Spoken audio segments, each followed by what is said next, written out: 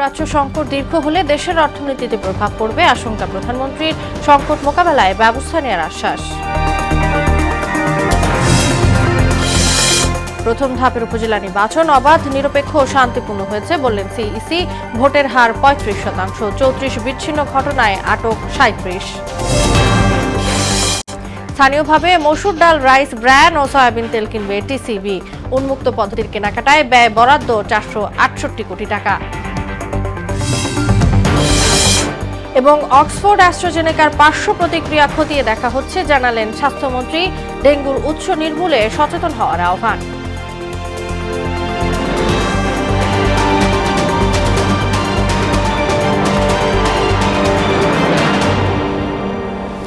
আসসালামু আলাইকুম, সবাইকে মোহনা সংবাদে স্বাগত। শুনছিলেন শিরোনাম, সঙ্গে আছি তাসনুবা বিনতে তাহের।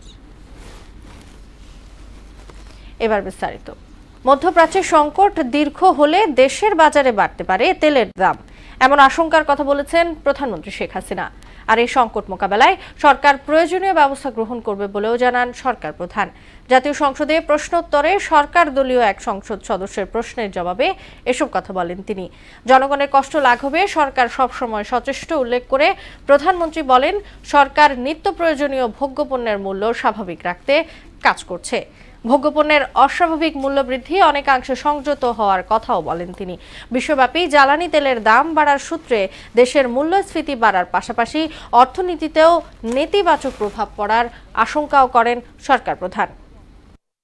মধ্যপ্রাচ্যের সংঘাতপূর্ণ পরিস্থিতিতে ইরানের পার্শ্ববর্তী হরমুজ প্রণালীতে জাহাজ চলাচল বিঘ্নিত হলে স্পট মার্কেটের এলএনজি সরবরাহে কিছুটা বিরূপ প্রতিক্রিয়া পড়তে পারে। পাশাপাশি জ্বালানি তেলের মূল্য বৃদ্ধি ও এলএনজির মূল্য বৃদ্ধির সম্ভাবনা রয়েছে। দেশের গরিব ও নিম্ন আয়ের মানুষের জীবন যাত্রাকে স্বাভাবিক ও সচল রাখার জন্য সরকার দেশের সরকারি খাদ্যগুদামে আপদকালীন মজুদ গড়ে তোলার লক্ষ্যে ইতিমধ্যে অভ্যন্তরীণ ও বৈদেশিক উৎস থেকে পর্যাপ্ত পরিমাণ চাল গম সংগ্রহের কর্মসূচি গ্রহণ করে। এর আগে রোহিঙ্গা প্রত্যাবাসনে যুক্তরাজ্যের সহায়তা চান প্রধানমন্ত্রী শেখ হাসিনা। বিকেলে গণভবনে যুক্তরাজ্যের ইন্দো প্যাসিফিক বিষয়ক প্রতিমন্ত্রী অ্যান মেরি ট্র্যাভেলিয়ান সৌজন্য সাক্ষাতে গেলে প্রধানমন্ত্রী বলেন, রোহিঙ্গারা বাংলাদেশের জন্য বোঝা হয়ে দাঁড়িয়েছে এবং তাদের সংখ্যা দিন দিন বাড়ছে। বৈঠককালে ব্রিটেনকে আরও বেশি বিনিয়োগের আহ্বান জানান শেখ হাসিনা। পারস্পরিক সুবিধার জন্য সেখানে সরাসরি বিনিয়োগের জন্য বাংলাদেশে স্থাপিত বিশেষ অর্থনৈতিক অঞ্চলে ব্রিটেনকে জায়গা দেওয়ার প্রস্তাবও দেন তিনি।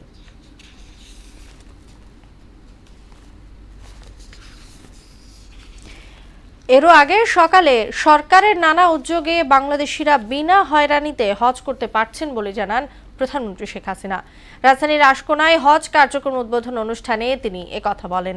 এ সময় গাজায় ইসরায়েলি বাহিনীর বর্বরতার কথা তুলে ধরে নিরীহ ফিলিস্তিনিদের অধিকার প্রতিষ্ঠায় মুসলিম বিশ্বকে এক হওয়ার আহ্বানও জানান শেখ হাসিনা। নাসিরউদ্দিনের রিপোর্ট। চাঁদ দেখা সাপেক্ষে পবিত্র হজ অনুষ্ঠিত হবে ১৬ জুন। বাংলাদেশ থেকে এবছর হজ পালন করবেন ৮৫,২৫৭ জন। এর মধ্যে সরকারি ব্যবস্থাপনায় যাবেন ৪,৫৬২ জন। রাজধানীর আশকোনা ক্যাম্পে হজ কার্যক্রম উদ্বোধন করেন প্রধানমন্ত্রী শেখ হাসিনা। বক্তব্যে তিনি বলেন, ই সেবা চালুর ফলে দালালের দৌরাত্ম্য, ভিসা জটিলতা ও ফ্লাইট বিপর্যয় কমেছে। ব্রডব্যান্ড সমস্ত জায়গায় পৌঁছে দেওয়া, ওয়াইফাই কানেকশন দেওয়া, এসব করার ফলে কিন্তু আজকে এই সহজ পদ্ধতিতে আপনারা হজ করতে যেতে পারেন এবং কাজগুলি ঘরে বসে করতে পারেন, কোনো রকম হয়রানি হতে হয় না। গাজায় ইসরায়েলি তাণ্ডবের কথা উল্লেখ করে ফিলিস্তিনিদের অধিকার প্রতিষ্ঠায় ওয়াইসি সহ মুসলিম বিশ্বকে এক হওয়ার আহ্বান জানান শেখ হাসিনা। কারণ প্যালেস্টাইন আবার তারা তাদের আরব ভূখণ্ডে তাদের জায়গা তারা পাবে, এটা তাদের অধিকার।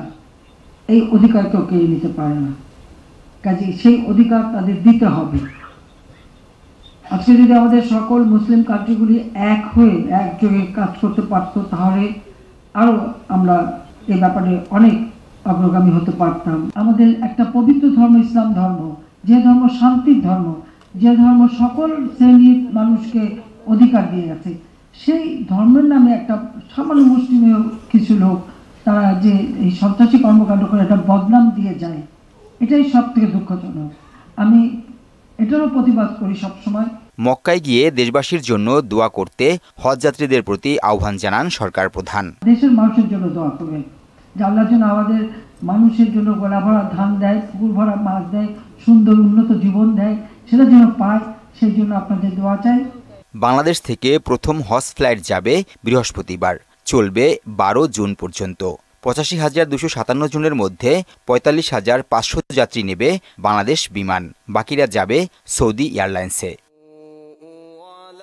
নাসির উদ্দিন, মোহনা সংবাদ, ঢাকা।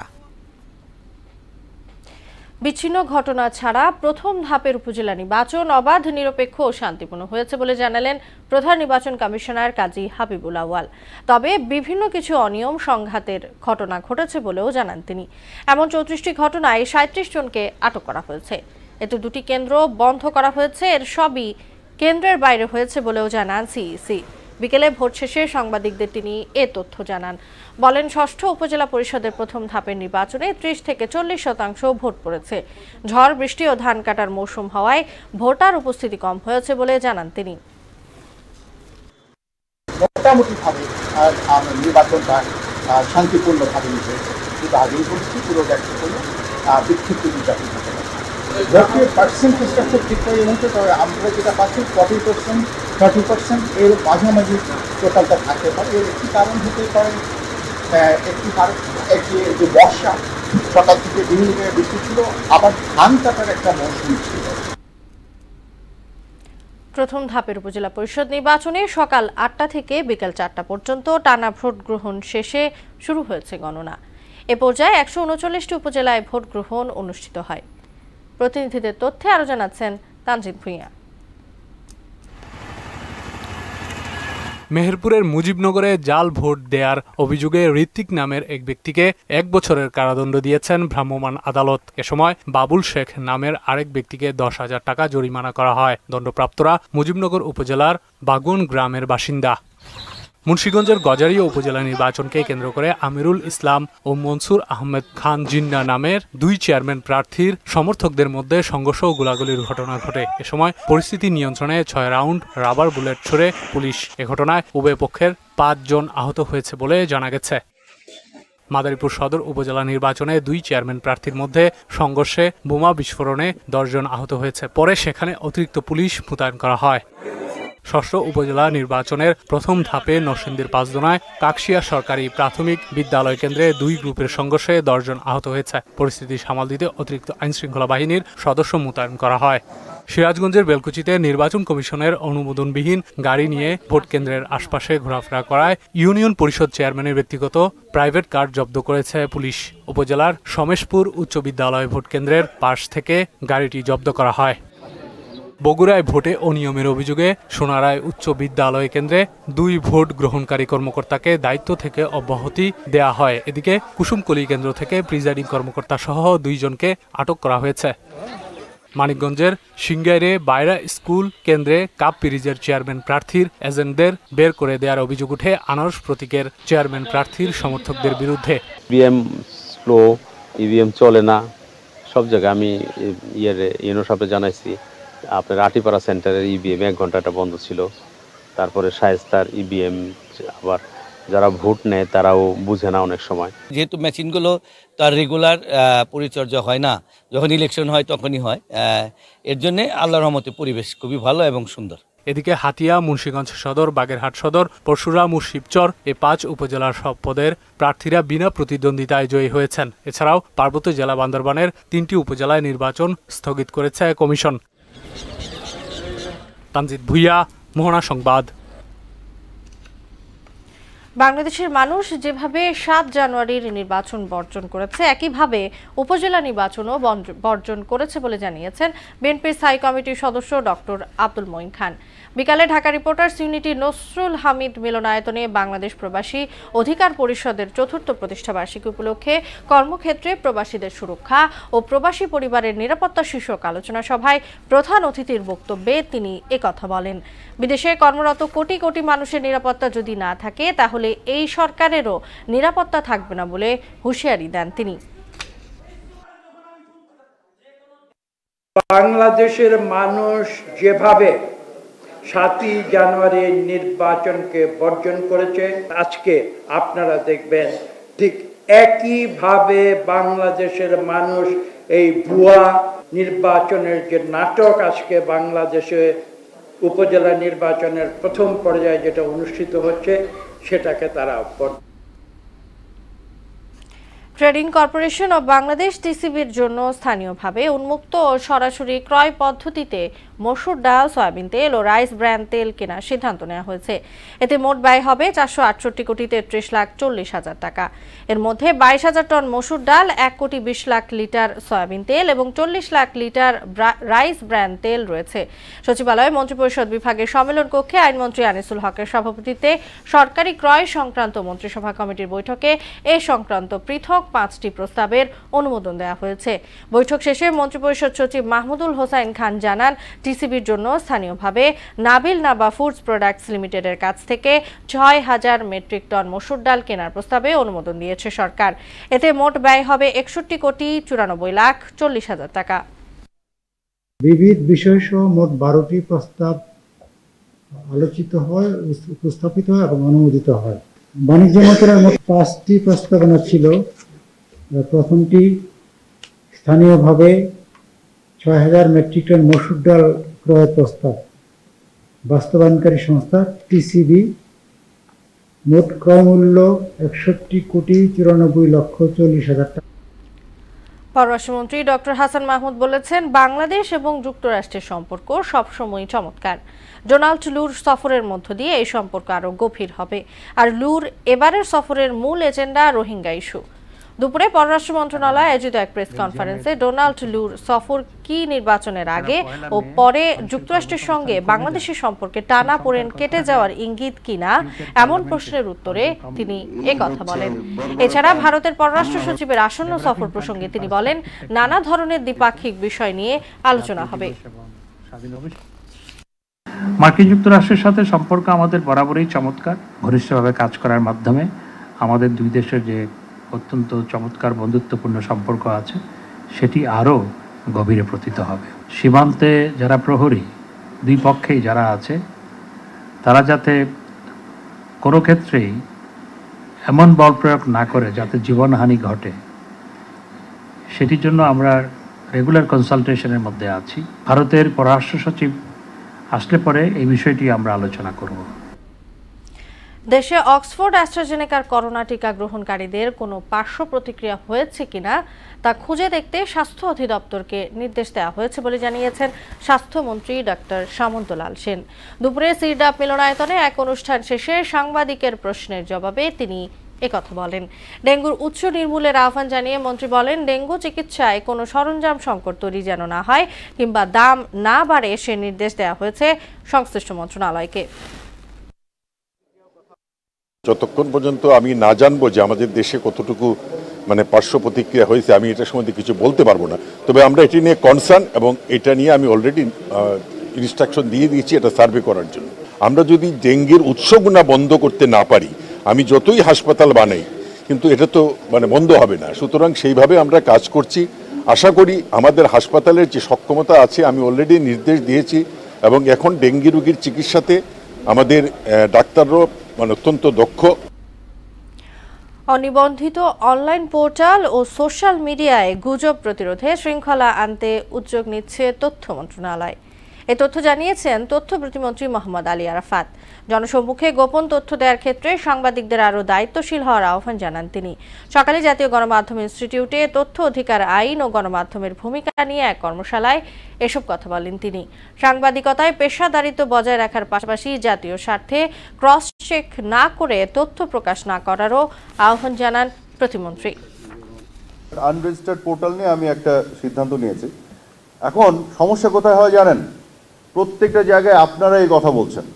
কেন? আমি জানি যখন অপসাংবাদিকতা হবে তার সবচেয়ে বড় ভিকটিম হয় পেশাদার সাংবাদিকরা। আপনাদের এই দাবির প্রেক্ষিতে উদ্যোগ নিব এবং উদ্যোগ নিয়েও ফেলেছি, কিছু কিছু উদ্যোগ নিয়েছি। এখানে একটা আসলেই শৃঙ্খলা আনা দরকার। আপনাদের এই বিষয়টার সাথে আমি পূর্ণাঙ্গভাবে একমত। কারণ যতটা আমরা প্রফেশনালিজম প্রত্যেক সেক্টরে তৈরি করতে পারবো, তত কিন্তু একটা বেটার আউটপুট তৈরি হওয়ার সুযোগ থাকে। সাইবার নিরাপত্তা নিশ্চিতে নিয়মিত ফিনান্সিয়াল অডিট করছে বিটিআরসি। এ তথ্য জানিয়েছেন ডাক টেলিযোগাযোগ ও তথ্য প্রযুক্তি প্রতিমন্ত্রী জুনায়েদ আহমেদ পলক। দুপুরে রাজধানীর আগারগাঁওয়ে বিটিআরসি ভবনে গণশুনানিতে অংশ নিয়ে তিনি এ তথ্য জানান। সুলভ মূল্যে ইন্টারনেট ও এখন মৌলিক অধিকারের পর্যায়ে পড়ে বলেও জানান তিনি। আর প্রস্তাবিত টেলিযোগাযোগ আইন যুগোপযোগী করা হচ্ছে বলেও জানান প্রতিমন্ত্রী। অন্ন, বস্ত্র, বাসস্থান, শিক্ষা এবং চিকিৎসা, আপনারা খেয়াল করে দেখবেন এখন কিন্তু এই 5টা মৌলিক অধিকারকে নিশ্চিত করতে হলে এখন আমাদের ষষ্ঠ চাহিদাটা পূরণ করতে হবে, সেটা হচ্ছে সুলভ মূল্যে উচ্চ গতির নির্ভরযোগ্য ইন্টারনেট সেবাটাকে নিশ্চিত করা। আন্তর্জাতিক মুদ্রা তহবিলের ঋণের শর্তের কারণে ডলারের দাম বৃদ্ধি করেছে বাংলাদেশ ব্যাংক। এক লাফে দাম 7 টাকা বাড়িয়ে 110 টাকা থেকে 117 টাকা নির্ধারণ করা হয়েছে। সার্কুলার জারি করে এ দাম বাড়ার ঘোষণা দিয়েছে আর্থিক খাতের নিয়ন্ত্রক সংস্থাটি। এর পাশাপাশি ব্যাংক গ্রাহক সম্পর্ক এবং ব্যাংকিং খাতে ঋণের চাহিদা ও ঋণযোগ্য অর্থের সরবরাহের ওপর ভিত্তি করে সুদহার নির্ধারণ করা হবে বলেও প্রজ্ঞাপনে জানায় কেন্দ্রীয় ব্যাংক। এর আগে এ নিয়ে বাংলাদেশ ব্যাংকের সংবাদ সম্মেলন বর্জন করেন সাংবাদিকেরা। প্রতিষ্ঠানটিতে 1 মাসের বেশি সময় ধরে সাংবাদিকদের ঢুকতে দেওয়া হচ্ছে না প্রতিবাদে বুধবার বাংলাদেশ ব্যাংক আয়োজিত সংবাদ সম্মেলন বর্জন করে তারা। কালবৈশাখী ঝড়ের প্রভাবে শীতল আবহাওয়া চলতি মাসের 12 তারিখ পর্যন্ত অব্যাহত থাকবে বলে জানিয়েছে আবহাওয়া অফিস। দুপুরে আবহাওয়াবিদ আব্দুর রহমান খান এ তথ্য জানান। তবে 15 তারিখের পর থেকে তাপমাত্রা আবারও বাড়বে বলে জানান তিনি। তবে এপ্রিল মাসের মতো দাবদাহ আর ফিরে আসার সম্ভাবনা কম বলেও মত দেন তিনি। রাজশাহী, খুলনা এবং রংপুর বিভাগ কিন্তু পরবর্তীতে কিন্তু এই বৃষ্টির যে আওতাভুক্ত চলে আসছে গতকাল থেকে। সেই অনুযায়ী কিন্তু গতকাল সারা দেশেই মোটামুটি বৃষ্টিপাত হয়েছে গত রাতে, এবং সারা দেশের উপরে কিন্তু কোথাও কোথাও বজ্রঝড় হয়েছে। সেই অনুযায়ী আগামী 10, 11 তারিখ পর্যন্ত বা 12 তারিখ পর্যন্ত কিন্তু এই ধারাটা আরও অব্যাহত থাকবে। তবে আগামী 10 তারিখ এবং 11 তারিখ বৃষ্টির প্রবণতা আরও একটু বৃদ্ধি পেতে পারে আর কি। পঞ্চগড়ের তেঁতুলিয়ার সীমান্তে 2 বাংলাদেশিকে হত্যার পর মরদেহ নিয়ে গেছে ভারতীয় সীমান্তরক্ষী বাহিনী বিএসএফ। গত রাতের ওই ঘটনায় নিহত জলিল মাগুরা গ্রামের জুনু মিয়ার ছেলে এবং ইয়াসিন আলী ব্রহ্মতুল গ্রামের কেতাব আলীর ছেলে। সকালে তেঁতুলিয়ার উপজেলার রনচণ্ডী বিজিবি ক্যাম্পের দরগা সিং সীমান্ত এলাকায় 2 যুবকের মরদেহ পড়ে থাকতে দেখে বিজিবি ও পুলিশকে খবর দেয় স্থানীয়রা। তারা আসার আগেই মরদেহ নিয়ে চলে যায় বিএসএফ। 2 যুবক অবৈধভাবে গরু আনতে সীমান্ত পেরিয়ে ভারতে প্রবেশের চেষ্টা করছিল বলে জানা গেছে। খেলার খবর ক্রিকেট। জিম্বাবুয়ের বিপক্ষে টি-20 সিরিজের শেষে 2 ম্যাচ সামনে রেখে 15 সদস্যের দল ঘোষণা করল বিসিবি। দলে ফিরছেন সাকিব আল হাসান, মোস্তাফিজুর রহমান ও সৌম্য সরকার। তবে স্কোয়াড থেকে বাদ পড়েছেন পেসার শরীফুল ইসলাম, আফিফ হোসেন ও পারভেজ ইমন। সিরিজের প্রথম 3 ম্যাচ চট্টগ্রামে হলেও শেষে 2টি হবে মিরপুর হোম অফ ক্রিকেটে। চতুর্থ ম্যাচটি হবে শুক্রবার এবং শেষ খেলা হবে রোববারে। ইতোমধ্যে 3 ম্যাচ জিতে সিরিজ জয় আগেই নিশ্চিত স্বাগতিকদের। 3টা টি-20 ম্যাচ থেকে আমাদের টিমে 3টা চেঞ্জ এসেছে লাস্ট 2 ম্যাচের জন্য। সেটা সাকিব আল হাসান ইনক্লুড হচ্ছে, সৌম্য সরকার ইনক্লুড হচ্ছে এবং মুস্তাফিজুর রহমান ইনক্লুড হচ্ছে। এবং আমাদের টিম থেকে বর্তমান টিম থেকে বাইরে যাচ্ছে হচ্ছে পারভেজ হোসেন ইমন, আফিফ হোসেন অ্যান্ড শরীফুল। শেষ করব মোহনা সংবাদ। যাবার আগে সুনামগুলো জানিয়ে দিচ্ছি আরো একবার।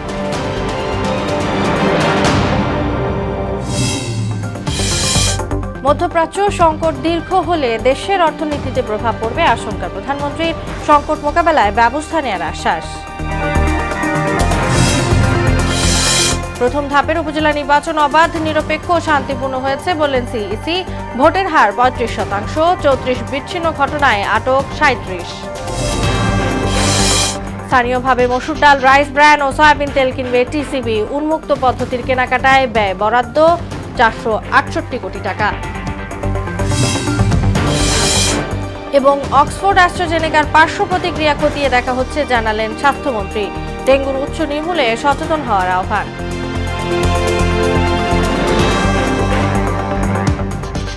ছিল মোহনা সংবাদে। পরবর্তী সংবাদ রাত 12টায়। এছাড়া মোহনার সবশেষ খবর জানতে ভিজিট করুন www.mohana.tv। সংবাদ দেখতে পান ফেসবুক, ইউটিউবেও। এতক্ষণ সঙ্গে থাকার জন্য সবাইকে ধন্যবাদ।